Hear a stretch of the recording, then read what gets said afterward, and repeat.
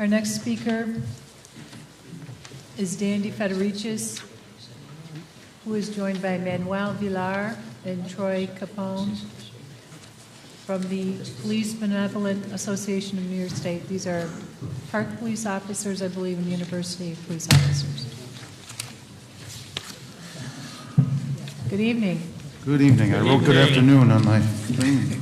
I see that's changed. That's changed significantly. In recognition of that, we will certainly give you just our highlights and not the full testimony. Perfect. Thank you, Dan. My name is Dan De Federicis. I'm the Executive Director and Counsel to the Police Benevolent Association of New York State. PBA of New York State is a law enforcement labor unit representing the New York State University Police, New York State Environmental Conservation Police, State Park Police, and the State Forest Rangers. We have three points that I want to make about this budget, and one of those is that a number of our members do not have three-quarters accidental disability coverage, and that's almost unheard of in law enforcement. Most police officers have this coverage. It's just a number of members in our unit do not have that, and that is simply wrong. When I worked on the road as a state trooper, I had that coverage. Village police, town police, county police, city police, they all have that coverage. Our police officers, a portion of our police officers do not have that, and that's an injustice. And that's no better illustrated than telling the plight of ENCON Officer James Davey, who just over a year ago walked into a cornfield investigating poaching at night, and he suffered a gunshot wound from a rifle from a poacher who shot him in the torso. James Davey took a rifle bullet, a high-powered rifle bullet for the people of this state, and he does not have three-quarters disability. Yet virtually every other police officer in the state has. That is wrong. That's an injustice. And you can correct that injustice by including our three-quarters accidental disability legislation in your respective one houses, and as well as, of course, in the final budget. That is very, very important to us, and that's just an injustice. Another issue we have, another priority of ours that we also view as very unfair, is our New York State University police do not have HART presumption, often called the HART bill legislation. Again, virtually every other police officer in the state, city, town, village, trooper, they have that coverage, but for some reason, through accidents of history, New York State University police do not have that coverage. They work stressful jobs, they work difficult jobs. These have become more dangerous jobs with the active shooters that I will touch on in a minute. The fiscal note on this is listed as negligible. This costs virtually no money to add this into the budget this year. We ask that the New York State University Police HART bill legislation be added to the budget. Continuing on with the University Police, it was almost 11 years ago that we had the horrible shootings at Virginia Tech, where 32 people were killed, several others were injured. Here we are 11 years later. There have been several other attacks at colleges, fatalities with shootings. And to its credit, SUNY to a certain degree has woken up, but they still need funding. They still need funding because, for instance, one patrol rifle costs $1,500, a ballistic vest $500, ballistic helmet $400. I can go on and on. You times that by the number of members in your department, that adds up quickly. We're asking for $75,000 to be distributed by SUNY Systems Administration to these police departments. And that's not much, but at least it'll help them if they spread it around a little bit for these a number of SUNY police departments at the state universities, protecting our staffs and certainly our students at these universities. I will turn it over to Manny Villar. Thank you. Thanks, Dan. Good evening, Madam Chair Young, Madam Chair Weinstein, esteemed members. My name is Manuel Villar. I'm the founding president of the Police Benevolent Association of New York State, and I'm currently serving as its vice president. I'm also a 34-year sergeant veteran with the New York State Park Police. My testimony today is going to focus on the issue of inadequate staffing of state park police officers and the risk it presents to public safety, and what we believe is the only viable and fiscally responsible solution. Since Governor Cuomo took office in 2011, there was a state park attendance was at 57 million. Since then, there's been a 21% increase to just over 70 million in 2017.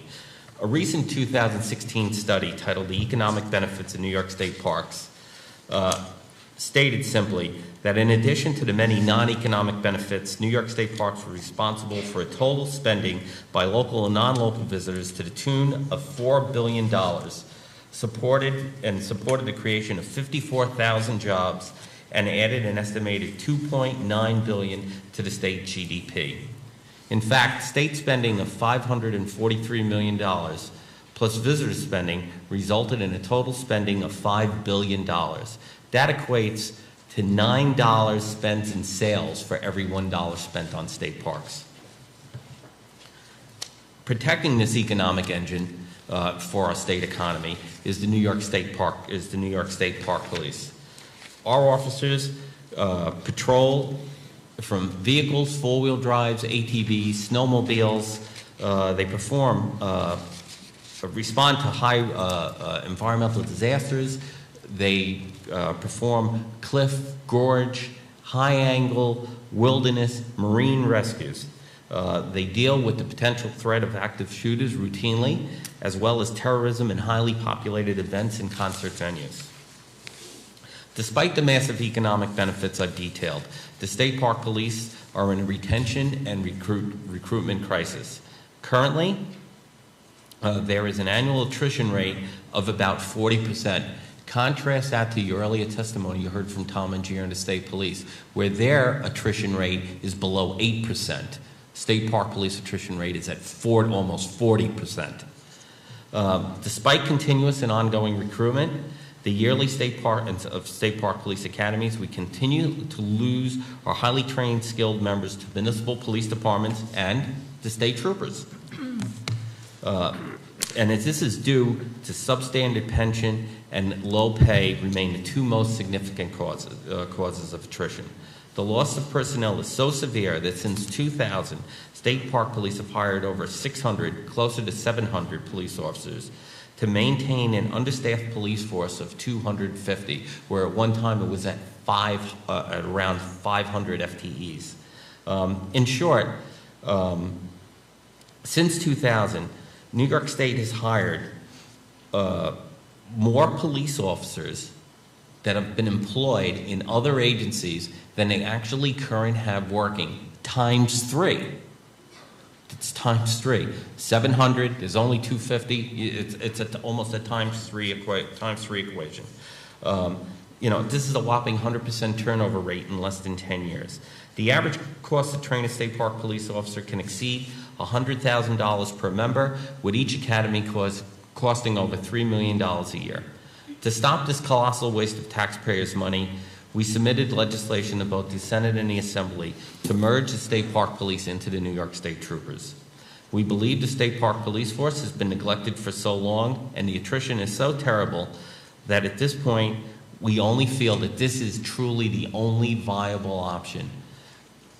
Despite the high degree of training and dedication of our members, it's not enough to make up for years of neglect, and we no longer have confidence in the Office of Parks and Recreation to maintain a proper State Park Police Force and protect the public. A merger will result in a cost savings for academy and training for both forces. Additionally, the merger will address a high rate of attrition faced by the State Park Police while eliminating duplication of services and equipment. It will also reduce overtime costs incurred by the State Park Police as a standalone unit. We need your help. The state needs your help. The citizens that attend state parks need your help. This is really a model that's broke. We're operating at 50% staffing. We have a real serious consequence here. You're going to be reading about the crisis that happened at a state concert venue, whether it's Jones Beach, SPAC, or out in Niagara, and it's going to be because of a lack of staffing. Thank you for your time. Thank you. Good evening, members of the committee. Obviously, you have my testimony this evening, so I just want to make some points in reference to a study that was attached with my testimony. It was a study that was commissioned by then Commissioner Lehman of Office of Parks and Recreation. It was done back in 1986. They convened in Saratoga State Park to try and rectify the issues that were going on within the State Park Police Force. And the study was then put together between 1986 and 1988. Unfortunately, I've tried through the state archives, through DCJS, as well as the New York State Public Library to get the entire study, but I located the piece that's been attached, which is 41 pages, which basically gives the relevant information that I want to bring to your attention. Basically, in 1986, the staffing for Park Police was 227, and this survey recommended an additional 80 officers. Well, 32 years later, we have, as Sergeant Villar stated, we have just under 250 officers. And civil service has recognized our staffing numbers to be 382. Now, they also, in this study on page 13, if you're following along, they recognize 12 problems within the state park police. First one is budget, second one is staffing. And it goes down from supervision to patrol to morale to all the things that are plaguing the park police today. It also talks about officer safety. It goes into the environments that we patrol. It talks about how we, as park police officers, most of our patrol, if not all of it, is initiated by that patrol officer. A lot of our calls are not dispatched. So what happens is we're doing this on routine patrol, and we're doing it alone. If you go to page 6 of this report, and I'll be very brief, you'll see what the numbers were then in 1988, and then what they proposed. And I can tell you what they are now. So if you go to Niagara, which had 24 sworn officers in 1988, they recommended 29. Well, Niagara right now only has 18 officers in 2018. If you go to Taconic region, where it says they should have had 12 officers, and they had 12 officers in 88, well, we only have 7 police officers in 2018. Long Island, which had 56, we only have 33 officers. And yes, OPR has been putting on academies for us, but as Sergeant Villar said, our attrition rate is through the roof, and we're losing them to everyone. In Niagara County, between the Sheriff's Department and the other local PDs, they roughly have 47 of our members that we've trained over the last 14 academies. They're literally being trained, and they're walking out the door. So what I'm asking this committee and the legislature for this coming session is to please fund another comprehensive study. Let's look at this again, because if you change the name on the front of this study from Governor Mario Cuomo and you put Governor Andrew Cuomo on it and you change the department heads, you're literally looking at the park police as it was in 1988. So again, I would ask for that we, again, fund this study, and hopefully we can get some answers to what has obviously been a problem for way too long. Thank you for your time. Thank you. Appreciate that testimony. Thank you. And we appreciate what your members do. And Mr. De Federicis, I want to say I'm glad that you brought up DEC Officer James Davey, and he truly is a hero, made sacrifices on behalf of us, and also the person who saved his life, Lieutenant Liza Babsine. Very proud to say I've known her since she was a little girl, and her family's very, her father was a NCON officer, and she's carried on the tradition, and we're very proud of her also, but all of your members, so thank you so much. Thank you. Madam Thank you Chair, for mentioning that. Madam Chair, if I may, I just want to make one more point, I'm sorry. When the superintendent of state police was here, Senator Croce asked him about the MS-13 epidemic on Long Island. Mm-hmm. Well, obviously I work out of Long Island. We're not a part of that. I mean, initially we were, of course, the president came and did his speech there, and it was a huge media event and everything that was going on. And initially, we put an officer there, but it was basically smoke and mirrors, because we only did that for about 4 weeks, because that's all OPR wanted to pay for overtime. But since then, since pretty much August of last year, we don't have a dedicated patrol at Brentwood State Park. Basically, the MOU that was created then was the state police would patrol outside of the park, and the park police would obviously patrol inside the park. Well, we don't have an officer there, and because of our staffing levels on Long Island, that post has been eliminated for the upcoming summer, as well as the 2 posts, Heckscher State Park and Sunken Meadow, that are closest to them. Those posts have also been eliminated.